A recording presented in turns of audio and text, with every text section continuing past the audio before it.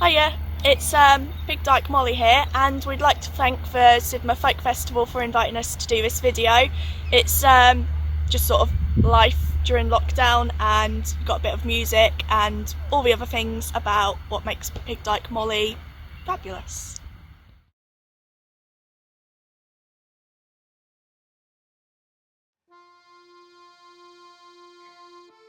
Hello, I'm Tony Forster, and for the past 33 years I've been boss of Big Dyke Molly and the teams that came before it.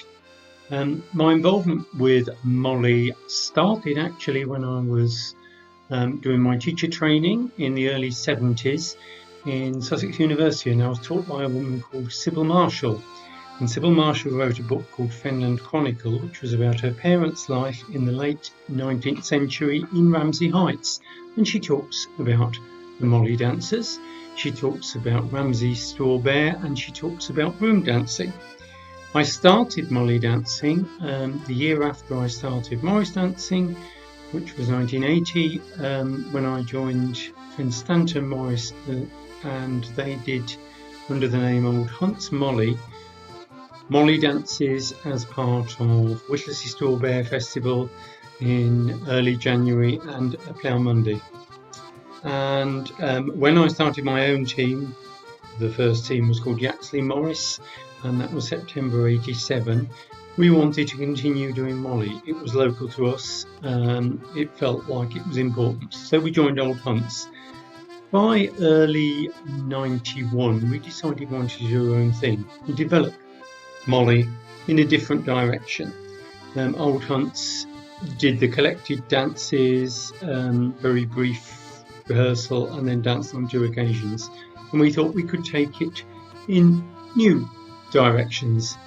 I guess we're partly a reaction to the success of the wonderful Seven Champs. Seven Champs started developing their own Molly from the mid-70s, and by 1990 it was dominant. They are a superb team, they're very entertaining, and they've created a unique style. But it wasn't the only way Molly could be interpreted, so we wanted to take it in different directions. So we started from a double step instead of the single step that the champs use. We wanted energy, exuberance.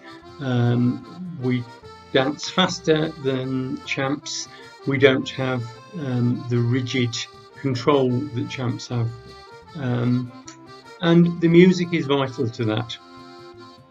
Our musician for most of the life of the team was Robin Griggs, from 88 till his death in 2008. He played for the team and he wrote some brilliant tunes. Rob didn't like folk music, but he worked within the structures of it and brought to it his enthusiasm for 70s soft rock.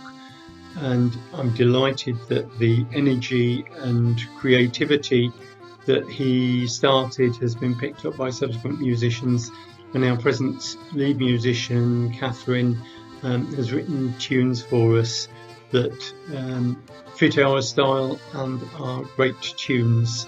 So the music's really important. The dancing, we started from the 7 collected dances. We've developed some of them. We've added others in the style, and we do some broom dances that again we've developed. We believe that all of our dances, whether directly related to the collected dances or not, are in the style. So they are, for instance, in folk dance, country dance pattern rather than Morris pattern. They're not figure chorus. They're 3 figures. And then developed a bit and taken in a different direction, the same 3 figures but interpreted differently. And that's the approach we've done to creating dances, building them, we hope inspired by what used to happen, or what we know about what used to happen. Appearance. The very first time that we danced under the name Big Dyke Molly was January 1991, and that was also the first year that Sunday shopping was allowed. So when we were thinking what to wear, we looked at what we knew about what the old dancers used to wear, and I asked the team to be creative and to come up with something that would upset Sunday shoppers in Tesco. And we got a vast range of things. The one that was most significant was a husband and wife who came dressed as the Addams family, and that's actually where the black and white came from. We developed it from there, and that white face makeup sold something for us. I was not happy with wearing black face, and I'm delighted that in July 2020 the Three Morris organisations encouraged every other team to stop wearing it. It's no longer appropriate. But white does everything that was argued for the purpose of black. So white with black patterns became our face makeup. What we have tried above all to do is to be entertaining in the music, in the introductions of the dances, where I hope we use humour, in what at its best I hope is energetic and exuberant dancing, and creativity in the dances themselves. And I hope we're in a position soon to entertain audiences again, and to be part of the wonderful world that Morris and Molly offer. Thank you very much. Hi, my name's Tracy, and I've been dancing with Dyke Molly for just over a year now, and I'm just going to show you quickly how I put my makeup on, ready to go dancing. Firstly, I clip all my hair out of the way. This makes sure that no stray hairs get caught in the makeup. Also, it makes it a lot easier when I come to put my wig on at the end. Now, ready to apply the first layer, the white layer. I use Snazaroo products to do my face paint. There is a Snazaroo white that comes in a flat pack like that. Some people like to use that. You just add water on a sponge to that to use that. I prefer to use Snazaroo Clown White. Now this is more of a creamy texture, and it comes straight out of the pot like that. To put this on, I'll just use a sponge. Put some on the sponge. There we go, like that. What I then do is just start dabbing on the back of my hand, just to make sure I've got no clumpy bits on the sponge. Once I'm sure, I can then start applying it to my face. You can either use rubbing motion like that, I do, or pat it on like this, and then keep reloading the sponge. Tend to start at the top here and work my way down. What I'm trying to get is just a nice base layer of white, so it'll go all over the face like this. And what I'll do is I'll build it up gradually, so I'm not putting loads on all at once, but just building up a nice layer of white. Okay. And then I'll work all the way around the rest of my face. I don't tend to do around the eyes because I know that I'm going to put a lot of black on my eyes. Okay.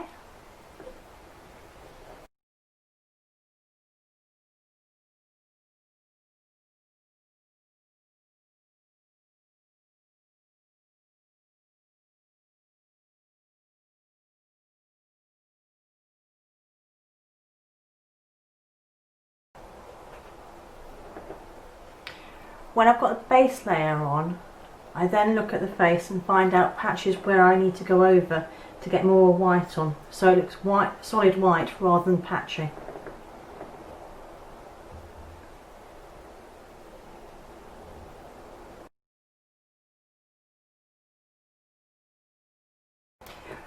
When I've got a nice base layer on and I think the colour is fairly solid, what I do tend to do is actually just check it out in different lights, just to make sure that I haven't left any patches. So when you check it in different lights, you can spot the areas you've missed. Okay. When I'm happy that I've got a solid colour all over the face, I use a setting powder, because the product that I use is a cream, so it's still sticky and can still smudge. So a setting powder all over it will help stop it smudging. So there are professional setting powders that you can buy from makeup companies, but baby powder works just as well. So what I do is I put powder in a little pot like that, a little sponge, get some powder on the sponge, and then all around the face I'll just press the powder in. And work your way all the way down, around and in all the creases as well. So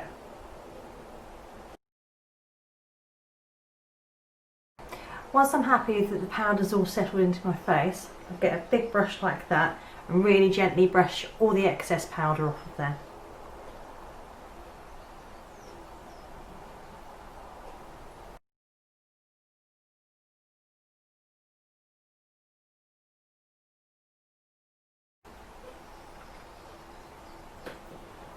Okay, now it's all set and it's not going to smudge. Now I'm ready for the black. So the black I use is Snazaroo, and it's a solid cake. You have to add water to it, so I get the brush, bit of water, and then I really mix it in. Bit more water. I want a nice thick mixture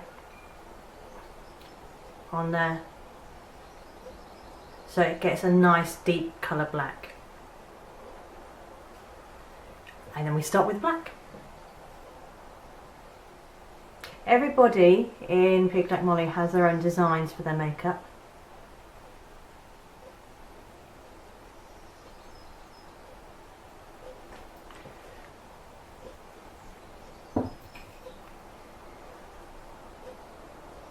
This is a bit where it speeds up.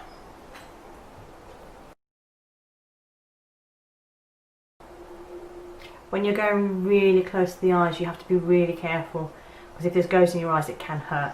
A lot of people tend to use just eyeliner around the eyes so they can get a nice close line.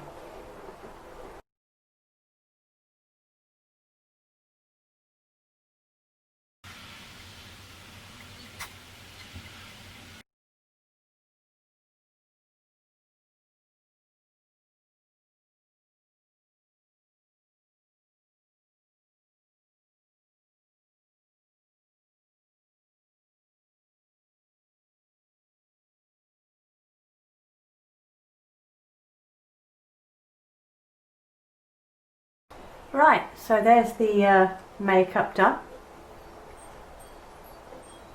Okay. Makeup finished. It's time for the wig.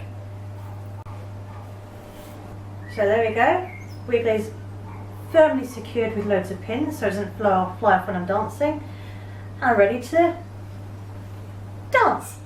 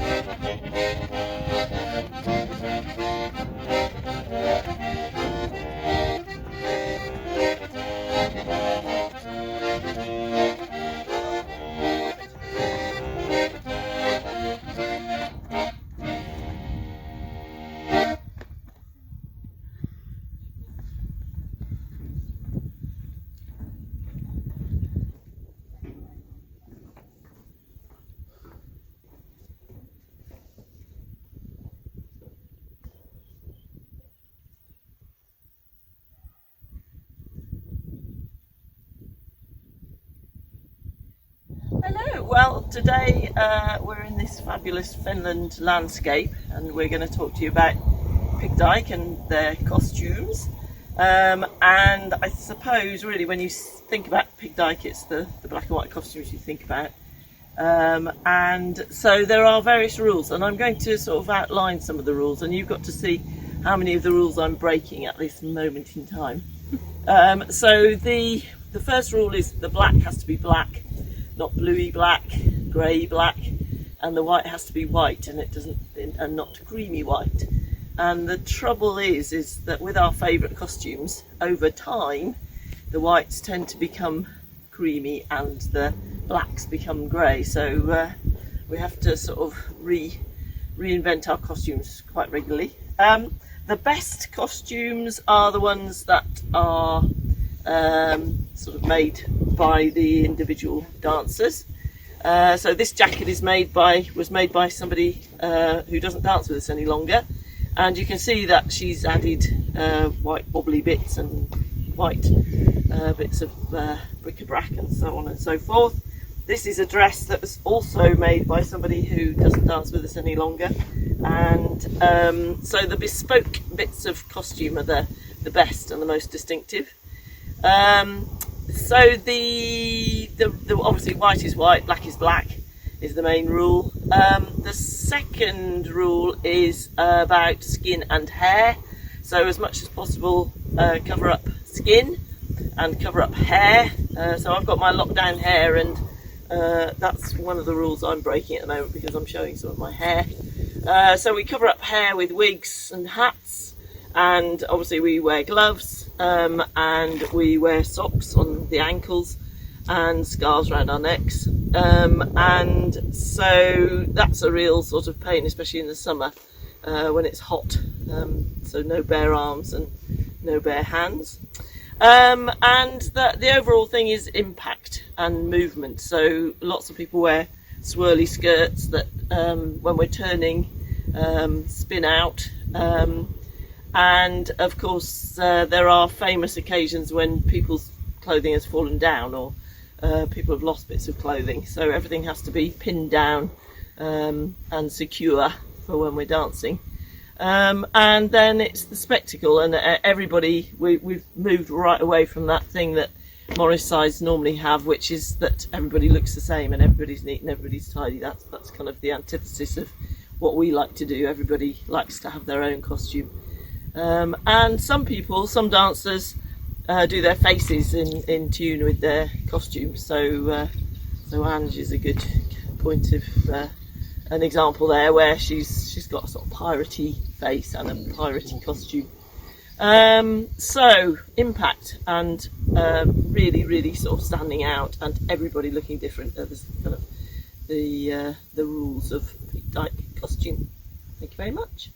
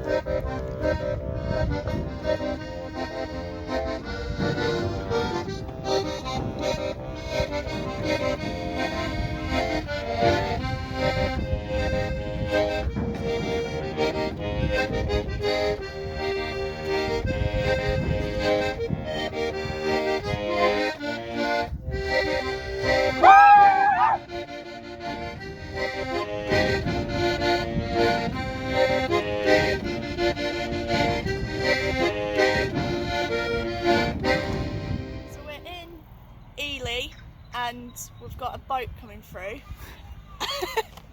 But yeah, Pig Dyke music. So I've been playing box for about 8 years now with them, and I've got a DG with me today, so everyone can learn a bit of Pig Dyke tune at home if they get bored during the lockdown. Usually we play in CF just to make it sound a little bit different and a little bit quirky compared to most Morris sides. And a lot of our tunes were written by our past musician called Robin Griggs, who's sadly no longer with us, but he's been very influential with what we play, and sort of over the years I've written a few tunes for Pig Dyke as well. But I'll play one of his tunes that everyone sort of can join in with. We've done it before at a folk festival where I've got all the musicians run round and got them all to join in at the end, so just with the A part, so we'll play Moral Turpitude.